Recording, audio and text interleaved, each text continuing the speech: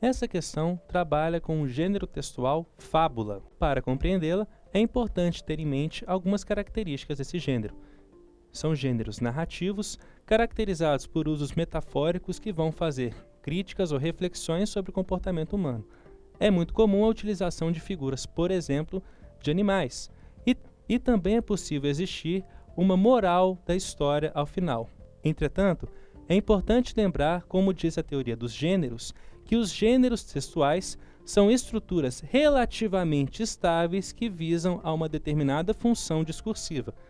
No caso, esse relativamente estável é a chave para se responder a essa questão.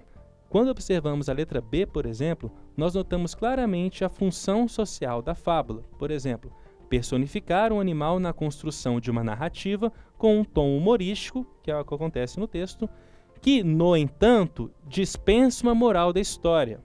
Esse trecho que foi marcado mostra a questão do relativamente estável. Embora não tenha uma moral da história, o texto continua se configurando como uma fábula, pois cumpre a sua função social principal. Portanto, a alternativa a ser marcada é a letra B. Analisando as outras alternativas, nós verificamos que, de fato, elas estão incorretas. Por exemplo, a letra A. Apresentar tom didático pedagógico e impor certo modelo de comportamento aos jovens representados pela figura do porco-espinho, isso não condiz com o que o texto está apresentando. Ele não tem o foco de impor a ideia. Portanto, a palavra impor está invalidando a letra A. A letra C.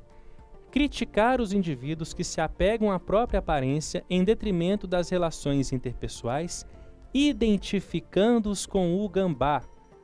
Observem, por exemplo, no final do texto, que nós temos exatamente o oposto. O gambá não é o que se apega à própria aparência. Pelo contrário, ele se apegava à própria aparência quando ele era o porco-espinho. Então, se nós observarmos o final do texto, nós vamos ver que essa parte final da letra C não a legitima.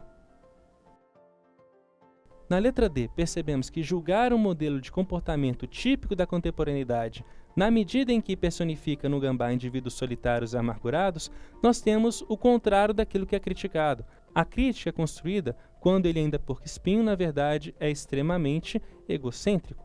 E se a gente for observar, ele não era então um indivíduo solitário e amargurado. Não.